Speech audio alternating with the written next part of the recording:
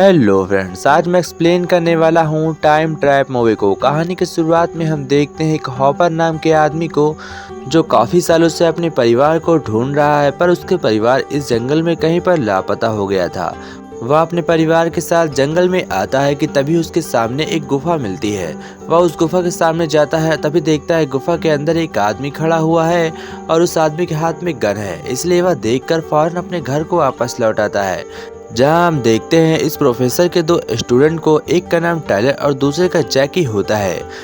Tyler फिर से अपना सामान कलेक्ट कर कर जंगल की ओर निकल जाता है और इस बार वह गुफा के अंदर जाकर पूरी अच्छे तरीके से जांच करना चाहता है। इधर हम देखते हैं जैकी और टायलर को जो आपस में झगड़ रहे होते हैं, क्योंकि काफी दिनों से प्रोफेसर घर नहीं लौटा है। टायलर जैकी से कहता है कि तुम अपनी दोस्त को कॉल क्यों नहीं करती हो, क्योंकि उसके पास कार है और हम इस कार को लेकर प्रोफेसर को ढूंढने के लिए जा सकते हैं। जैकी की फ्रेंड उसकी बात मान लेती है और वह अपनी कार को लेने के साथ साथ अपने दोनों छोटे भाई बहन को लेकर जंगल की ओर चली जाती है।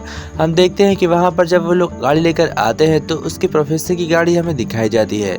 हम देखते हैं कि ये लोग उस रस्सी को पीछा करते हैं जो प्रोफेसर ने बांधी होती है। वह रस्सी एक गुफा के अंदर जा रही थी, इसलिए वो भी लोग गुफा के अंदर चले जाते हैं। लेकिन यह दूसरे गुफा का दूसरा मुंह होता है। जिस गुफा में प्रोफेसर गया था वह दूसरी तरफ से स्टार्ट थी। अब लेकिन गुफा तो एक ही होती है, इसलिए रास्ता भी एक ही होगा। वो दोनों ही गुफा के अंदर चले जाते हैं, लेकिन तभी इन्हें गुफा के अंदर जाने के बाद पता चलता है तो ये देखते हैं कि गुफा के अंदर एक नीचे जाने का रास्ता है और हमें वहां से रस्सी बांधकर उतरना होगा। ये लोग आराम से रस्सी बांधकर उतर रहे होते हैं कि तभी इनके सामने एक अदृश्य दीवार होती है जिन्हें दिखाई नहीं पड़ती। ये लोग उस दीवार को पार कर लेते हैं। फिर हम देखते हैं प्रोफेसर को जो उस गुफा के अंदर बहुत ही बुरी तरीके से फंसा होता है। बाहर समय काफी देर से बीत रहा था। जब प्रोफेसर वापस लौटकर आकर देखता है तो उसके वैन पर बहुत सारी झाड़ियां जम चुकी थी। ऐसा लग रहा था कि मानो बाहर कई सदियां बीत चुकी हैं। तभी वह देखता है कि कार की हालत बहुत ही बुरी है और वहां पर उसकी दोस्त का जैकी का बैग रखा हुआ है। यह देखने के बाद वो समझ जाता है कि उसे लेने के लिए कोई आया है, लेकिन फिर उसे लगता है कि शायद मैं एक सपना देख रहा हूँ और प्रोफेसर फिर से उस गुफा के अंदर लौट जाता है। फिर हम देखते हैं टायलर और उसके दोस्तों को, वो लोग वापस से बाहर निकलना चाहते हैं, लेकिन अब रस्सी टूट चुकी है और उनके पास दूसरी कोई रस्सी नहीं होती है। रस्सी काफी साल पहले की थी, इसलिए वह आसानी से टूट जाती है और ऊपर ये लोग नहीं चढ़ सकते। अब इनके पास एक प्लान होता है। ये लोग सोच रहे होते हैं कि हमें आगे बढ़ना होगा या ऊपर जाना होगा। कंफ्यूज होने की वजह से एक सही डिसीजन नहीं ले पा रहे होते हैं। कुछ देर आगे चलने के बाद इन्हें एक रोशनी दिखाई पड़ती है जो बाहर से आ रही होती है। तभी इन्हें साथ ही एक रास्ता मिल जाता है यहाँ से बाहर निकलने का।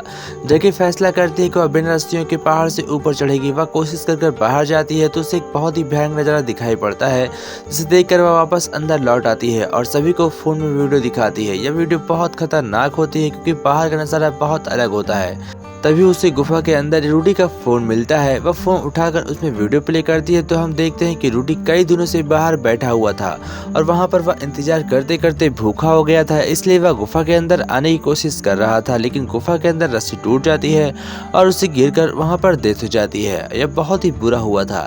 यह देखने के बाद टायलर समझ गया था कि हम लोग बहुत ही बुरी मुसीबत में फंस चुके हैं और जो भी बाहर हो रहा है वह काफी अलग है। साथ ही साथ इन्हें यह समझ में आ गया था कि अब वो लोग अपनी दुनिया में वापस कभी भी नहीं जा सकते हैं। लेकिन यह थोड़े खुश होते हैं क्योंकि साथ ही इन्हें एक किताब मिलती है जिसमें एक जादुई पानी के बारे में लिखा होता है। कोई भी इस पानी के अंदर जाता है तो वह खूबसूरती से भर जाएगा और साथ ही साथ उसके शरीर के सारे दाग धब्बे, चोट चपेट सब कुछ ठीक हो जाएंगे। हम देखते हैं एक लड़की फिर से बाहर आती है और वह गुफा के बाहर आने के बाद वीडियो रिकॉर्ड कर रही होती है, क्योंकि बाहर एक तूफान आया हुआ था मानो कि पूरी धरती नष्ट हो रही है और इसके बाद यहाँ पर कुछ भी नहीं बचेगा। यह देखने के बाद वो फौरन गुफा के अंदर वापस से लौट जाती है और फैसला करती है कि इस बार वह बाहर नहीं आएगी। वह अंदर आकर टायलर को वह वीडियो दिखाती है। टायलर वीडियो देखता हुआ बहुत ही चौकन्ना हो जाता है। उस समझ में नहीं आ रहा था कि उसके साथ क्या हो रहा है, लेकिन टायलर घबराता नहीं है। वह उससे कहता है कि जो भी हुआ है हमें इससे निपटना होगा। हम लगातार आगे बढ़ते रहेंगे उसी पानी की ओर जहाँ पर वह पानी हमें मिलेगा, और साथ ही मुझे प्रोफेसर को भी ढूंढना है। इसलिए वो सभी धीमे धीमे आगे बढ़ने लगते हैं। कुछ देर जाने के बाद उन्हें रूडी की बॉडी भी दिखाई पड़ती है। अब वो लोग बहुत ही हैरान थे। वो लोग फैसला करते हैं कि वह रूडी की बॉडी को उठाकर उसी जादुई पानी में रखेंगे, इसलिए उसे अपने साथ लेने का फैसला करते हैं। वह लोग बहुत ही मुश्किल से उसे लेकर आगे बढ़ रहे होते हैं। फिर हम देखते हैं कि उनके फ़ोन का नेटवर्क चला जाता है। अब उनके फ़ोन में कोई नेटवर्क नहीं आ रहा था। तभी इन्हें गुफा के अंदर एक बहुत ही चमकदार रोशनी दिखाई पड़ती है जो गुफा के बाहरी हिस्से से आ रही थी। उसमें से एक सीढ़ी निकलती है और उसमें से एक एलियन इसी गुफा के अंदर उतर रहा होता है, जिसे देखकर ये लोग घबरा जाते हैं। एलियन इन सभी को लेकर उसी पानी की ओर भगाता है और ये लोग भागते भागते उसी पानी के पास पहुंच जाते हैं।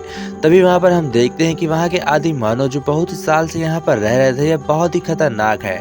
इनका एक परिवार बन चुका है और ये लोग बाहर से आने वाले व्यक्ति को मारकर खा लेते हैं। टायलर अपने दोस्तों को बचाने के लिए कुछ भी करने वाला था। वो सभी पानी की ओर बढ़ते हैं कि उनके पास वह एलियन आता है और उन पर अटैक करने की बजाय उन सभी को पानी में उठा उठा कर डाल देता है ताकि ये सभी लोग पूरी तरीके से स्वस्थ हो सकें। ऐसा करने के बाद वो लोग भी काफ़ी हैरान होते हैं कि ऐसा कैसे हो सकता है, भला मरा हुआ इंसान कैसे जिंदा हो सकता है।